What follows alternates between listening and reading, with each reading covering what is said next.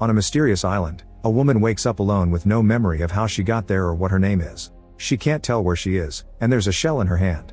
Nobody answers when she screams for help, so she decides to blow the shell to see what happens.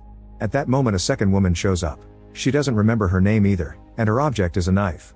Things get tense between them and Shell Lady takes the knife from her, only to be interrupted by a guy that tells them there are more people like them all over the shore wearing the same clothes. Soon everyone comes together and they move some tree trunks to sit on while sharing a coconut.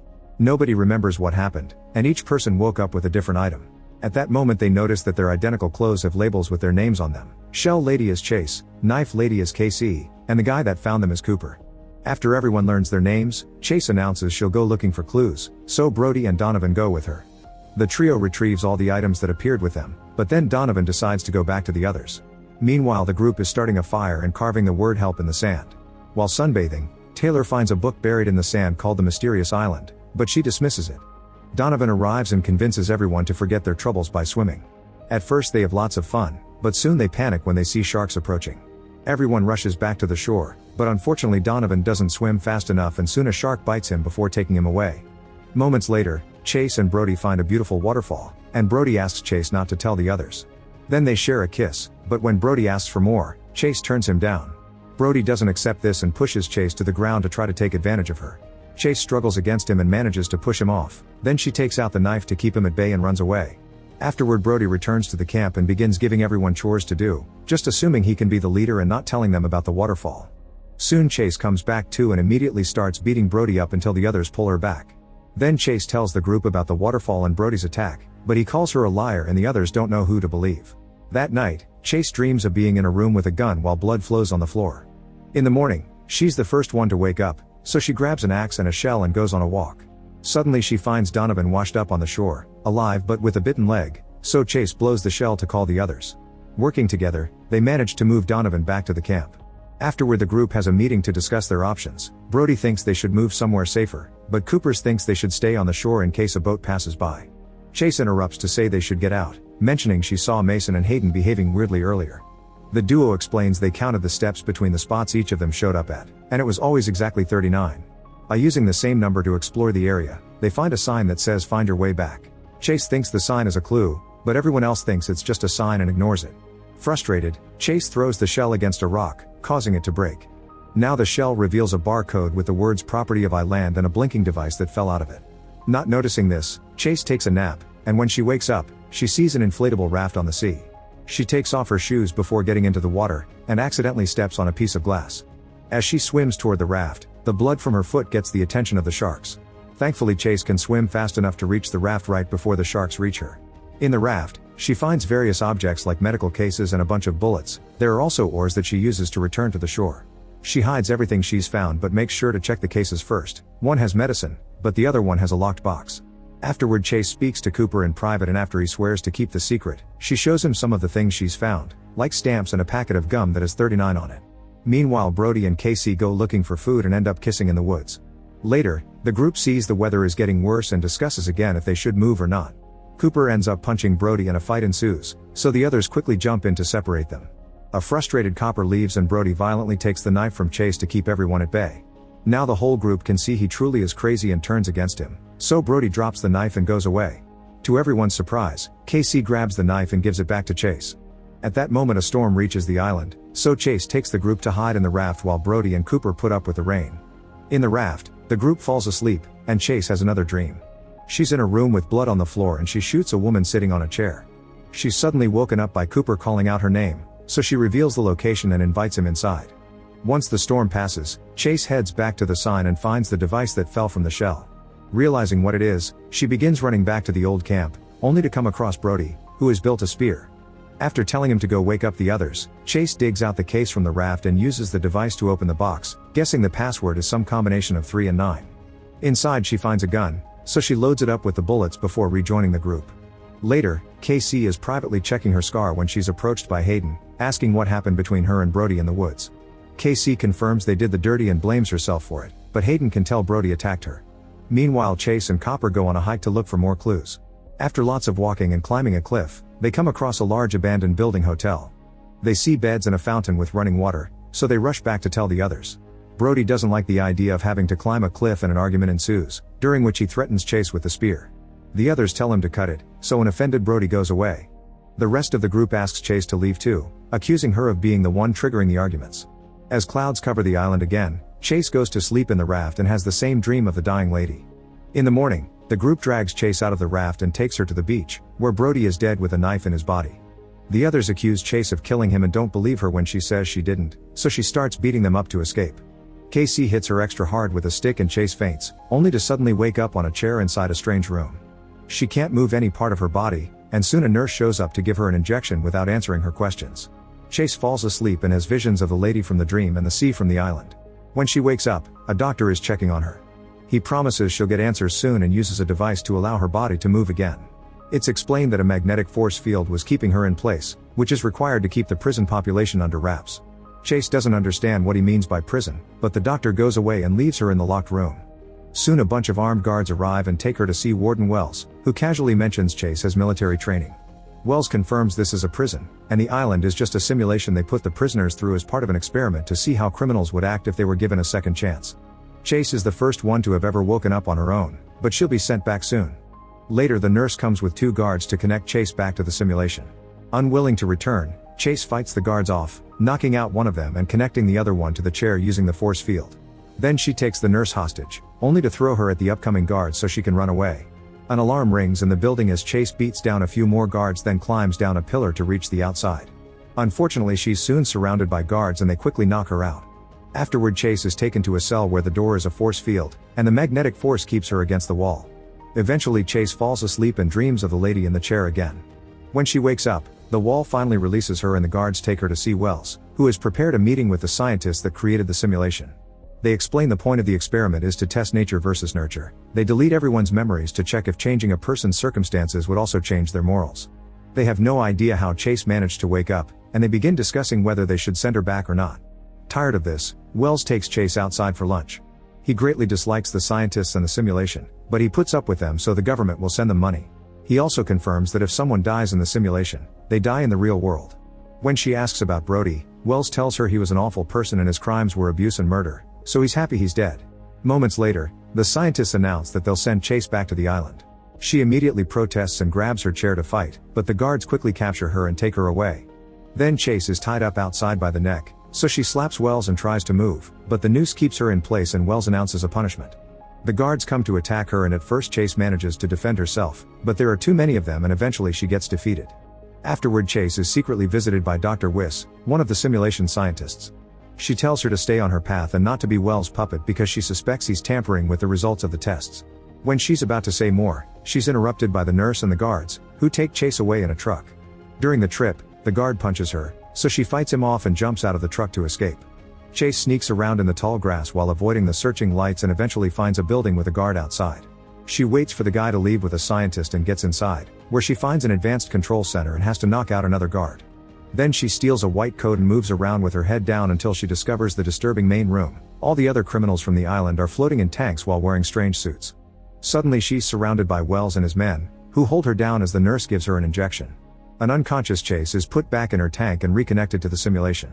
In seconds, Chase wakes up on the beach again with her hands tied up while the group discusses what to do with her regarding Brody's murder. She remembers everything about the prison and tells the others, but no one believes her and they refuse to untie her. However, Chase's words cause Hayden to have a vision of her in a car with a guy, who she kisses before stabbing him multiple times, then she crosses him off a kill list. Afterward Chase tries running away so the group goes after her and tackles her to the ground. While they're struggling on the sand, they're suddenly interrupted by 2 new people called Bonnie and Clyde. The more Clyde speaks, the more he sounds like Wells, so Chase thinks the Warren sent them to manipulate them. When nobody listens to her warnings, she makes an observation. The duo doesn't seem bothered by the body on the beach. Now exposed, Bonnie and Clyde threaten everyone with their weapons and make them drop anything they can use to defend themselves. Then they ask about the boxes from the raft, revealing they know about the gun. While Clyde argues with Chase, he suddenly stabs Hayden in the stomach, explaining she was killed Brody for what he did to KC, that's why she was arrested. She killed a bunch of abusers as some kind of vigilante. Clyde confirms the prison is real and they all signed waivers to agree to the rules, which include getting killed if they did any killing. He and Bonnie only appear when the rules must be enforced. They also reveal that the memory wipes have been reversed, so soon everyone's mind will be flooded with images. Then Clyde frees Chase and tells her to leave. She rushes to find the boxes she hid and retrieves the gun, which makes her have the vision of her shooting the lady, and she thinks that must have been her crime. Afterward, Chase takes the medicine box to the group and leaves with the gun. Bonnie and Clyde scold the group for spending the past few days doing nothing and tell them there's a village on the other side of the island, so they should head there. After reminding them they'll always be watching them and that leaving the island is forbidden, Bonnie and Clyde go away. The group buries Hayden and Brody and discusses what to do. Casey, Cooper, and Moses decide to look for the village, but the others prefer to stay at their camp. A few hours later, the trio finds a bunch of huts while Bonnie and Clyde smile from afar as they say let the games begin. Soon the prisoners start receiving their memories back. Mason sees himself shooting people at a mall with blood on his face, Casey is in her car having a mental breakdown near the sea while a storm rages outside, and Blair sees herself as a nurse in a hospital telling the doctor that the patient filed a do not resuscitate. The doctor didn't have such a note on the patient's file, so he couldn't help the patients that were in pain because they weren't in an euthanasia state. Refusing to let her patients suffer, Blair tampered with the patient's IVs, killing lots of people before she was caught. At that moment, Blair sees Taylor dragging the raft into the water to try to escape, so she rushes to stop her as she reminds her of Bonnie and Clyde's warnings. Taylor just pushes her away and keeps going, so Blair runs to tell the others. Unfortunately, they arrive too late and Taylor escapes in the raft. At the same time, Moses is getting his memories back too. He used to be a rebel, and with the help of a friend, he put a bomb inside an empty building as an act of protest. However, they were wrong and the building did have people in it, which ended up dead. Moses and his friend were both arrested for murder. Casey also continues to see her memories. She was married to Rick and they had 2 kids together, but Rick was physically and verbally abusive towards her. Since Rick wouldn't get a job, Casey worked at a bar where she met Jordan, who she fell in love with. They started to see each other in secret very often, but one day Casey was disappointed to discover Jordan left town. Later she asked Rick for a divorce, mentioning the affair and letting him know that any man was better than him. Furious, Rick pushed her head into the sink, keeping her underwater for a few seconds before aggressively announcing she wouldn't see her sons again. This caused her to have a mental breakdown, during which she sedated her sons and put them in the back of the car before driving into the sea. The kids died, but she managed to get out, so she went home and self-deleted in front of Rick, who quickly saved her. On the beach, Casey has a breakdown as she remembers her dead sons and starts seeing hallucinations of her kids in the car, so Moses tries his best to comfort her and shares his own story. Then they agree that to survive, they'll have to find Chase. As they walk, Casey is too afraid of going near the water because of her traumatic memories, so Moses provides her comfort to help her enjoy swimming again. While Donovan chats with Blair and jokingly asks her to marry him, he also goes through his memories. He used to work in an office and was obsessed with a coworker who kept turning him down. Eventually she told HR about his harassment, so one afternoon she cornered her in the bathroom and killed her while blaming her for leading him on. Blair and Donovan's conversation is interrupted by a sudden shot. It's Mason, who has found a flare gun and says he was just testing it. In the woods, Cooper is searching the area and suddenly overhears Bonnie and Clyde talking. Apparently they're planning to do something against the rules and mention some kind of boss. Meanwhile, Chase makes it back to the abandoned hotel, and in a room, she finds the lady from her visions, whose face is quite damaged. The lady suddenly appears by Chase's side and grabs her by the neck, telling her she's killed her own mother. As the lady laughs, Chase reminds herself this isn't real and her mother disappears. Then Chase approaches a chair and finds a key for room 39, so she heads there and begins searching every nook and cranny. Behind a painting she finds an envelope full of photos and a title for a house that she suddenly gets a vision of. The photos are of her and her mother, the house, and to her shock, one of her hugging Cooper. At that moment she hears a noise outside and bumps into Cooper, so she uses the chance to show him the pictures. Then they both admit that they remember being happy as a couple. In the meantime, Taylor shipwrecks and gets hurt, but at least she reaches another island. As the raft floats away, Taylor searches the area and finds a skull that has the property of Island text. At that moment she's hit by her memories. It turns out she and her boyfriend tried to rob a bank. Afterward she eats some fruit and takes a nap. When she wakes up, she finds her hand wrapped in bandages and a bowl next to a plank that says chicken soup, so she drinks it all. Minutes later, she's found by Bonnie and Clyde, who congratulate her for finding a place called Two Land but explain they're here because she broke the rules. Taylor explains she didn't mean to kill anyone and it was an accident during the robbery, blaming her boyfriend for the deaths. The duo then reveals that the island only has one resident who happens to be a cannibal, and the soup she ate was made with her own fingers. In the evening, Casey wakes up to see her son burning the abandoned village.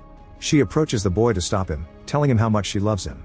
However, the son is just a hallucination, and Moses has to pull Casey away from the flames, which are very real. Nearby, Bonnie and Clyde happily watch the fire they started.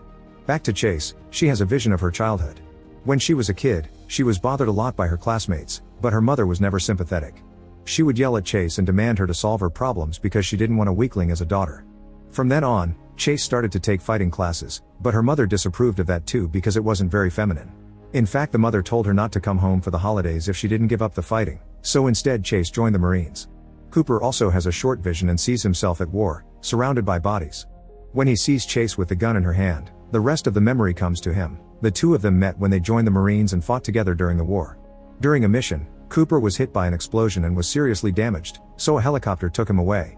Chase also remembers this, and they realize the house from the pictures is the ranch they moved to after the war. Another flashback reveals that after Cooper recovered from the explosion, his face was still severely damaged and he was worried nobody would hire him like that. In the present, Cooper is looking at himself in the mirror when suddenly he sees Chase's mother next to him. She removes the bullet from her forehead and hands him to Cooper, but luckily at that moment Chase makes him snap out of it. She explains that she also sees her mom and that she thinks she killed her even if she doesn't remember it, but Cooper says they were framed. At the beach, Mason gets his leg hurt after slipping on the rocks, so Blair takes care of the wound. Donovan sees this and gets jealous because Blair had taken care of his leg first and he had thought they had something. After Mason leaves, Donovan pretends he has something in his eyes to get Blair's attention and begins talking badly about Mason. Suddenly he tells Blair that he loves her, but Blair turns him down. Meanwhile, Mason has another flashback. After killing all those people at the mall, he could hear the police coming for him, so he took a gun and tried to self-delete. However, he couldn't do it and he got arrested. At that moment, Blair approaches him and asks him to never leave her alone with Donovan because he's dangerously obsessed. In the woods, Bonnie and Clyde see Casey and Moses bonding and decide to let them be because they'll probably attack each other soon. Clyde opens a screen on his arm to search for different victims, revealing he has access to all the cameras on the island as people in the control room do. This causes two technicians to notice something is wrong. Later, while Blair is away, Mason is taking off his shirt and Donovan uses the chance to choke him. Mason struggles against Donovan and they fall to the floor, but when Mason tries to grab something to defend himself, Donovan finishes killing him and hides him under some leaves at the same time by the sea. Blair suddenly remembers that she was married to a woman and rushes back to tell Donovan, only to see Mason's body on the ground.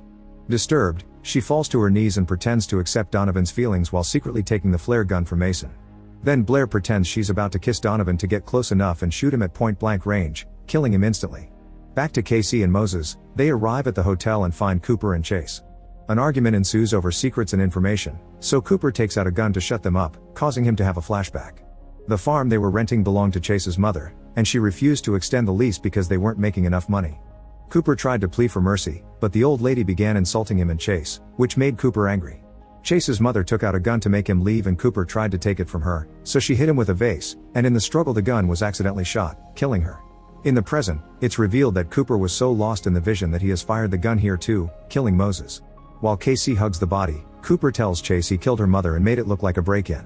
Chase gets very upset and is about to punch him, but suddenly Clyde shows up and stops her, saying he'll take it from here. Clyde starts fighting Cooper while Bonnie goes after Chase. All four of them are great fighters, so lots of hits are exchanged as they move all around the room and climb on the furniture. When Clyde is about to stab Cooper, Chase hits him first to stop him. Clyde retaliates with his machete, but Chase dodges it and the blade kills Bonnie instead. Then Chase stabs her with a spear, making her disappear from the simulation. Cooper attacks Clyde with an axe at the same time Chase turns the spear on him, but Clyde uses it to stab her before disappearing too. The spear also disappears, but Chase is still bleeding, so she leaves the building to die alone. When she finds the sea she passes out, only to wake up in the prison again. Dr. Wiss welcomes her and explains they brought her back right before dying because thanks to Cooper's confession, she's been exonerated of her crimes and she's off death row. She also says that Bonnie and Clyde were marshals who went rogue and were removed for interfering with the results of the game. While the doctors check on Chase's health, Wells tries to visit her, but Wiss stops him and implies he'll be investigated for his involvement in the marshals' misbehavior. Furious, Wells finds the nurse and convinces her to be on his side because otherwise she'll go down with him. When Chase is taken to see a psychiatrist, she learns that the names on the prisoners' shirt labels had been their surnames, and her actual first name is Gabriella. The doctor reveals that all the prisoners went into the simulation voluntarily because it would get them out of death row and they signed non-disclosure agreements. This was mandated by the government, saying the experiment should only be done on those truly irredeemable, which in Texas is a low bar. To this day, nobody has reached redemption in the game to win it. After a few more tests, Chase is taken to see Wells, who reveals all her mother's money went to a hospital so she has nothing to go back to. He also admits he did try to sabotage the program because the other prisoners are awful people who don't deserve a second chance or to get tax money wasted on them. Then he offers her a deal. If she doesn't tell the scientists about his plans, he'll take Cooper out of the simulation so she can have her revenge. Chase immediately accepts. Meanwhile, the scientists tell Bonnie and Clyde that they'll go to jail for their actions, but their sentence may be smaller if they were under someone's orders. However, the duo is too scared of Wells and doesn't mention his name. Afterward, Chase has to meet with the scientists one last time before she's released to tell them about her experience. They ask her about the gun she found because they didn't put it in the code, yet Chase doesn't mention Wells' name either. Then the scientists explain that 39 is the number of steps from the end of the cell block to the electric chair. Chase finds this very sadistic and points out there's no way all this money is being spent to rehabilitate criminals, so she suspects they have a secret profitable reason. Wells agrees and an argument ensues, but at that moment he gets a call from the governor, so the meeting must be paused. A guard takes Chase back to the lab while explaining she has to wait for her paperwork to leave. Suddenly Wells appears with the nurse, who captures Chase with the force field and is about to kill her with an injection. Luckily Wish shows up and orders the guards to stop him, but as Wells is escorted out, he tells Chase she still doesn't know everything. Later the scientists judge Wells, revealing he was the one to put the cannibal on the island too and that the nurse has betrayed him. An offended Wells starts screaming and again tells Chase that they're hiding something from her, so the guards take him away. Afterward Chase finally gets ready to leave and she's approached by Wiss, who finally confesses the last secret as she gives Chase an injection. Suddenly Chase's face changes, revealing she's actually quite old. She's been in prison for 25 years, but when the prisoners enter the simulation, their avatar appears at the age they committed the crime. The illusion is only in the prisoners' minds, everyone else has always seen her as an older woman. Chase realizes Cooper must be old too and demands to see him, but Wiss says it's not possible because he's still on the island. As Chase finally leaves the prison, she sees the city outside and discovers how much the world has changed in almost 3 decades. Meanwhile Wells appears on the island too and Casey and Cooper welcome him to One Land. Make sure to subscribe and turn on notifications so you can watch more videos like this. Thanks for watching.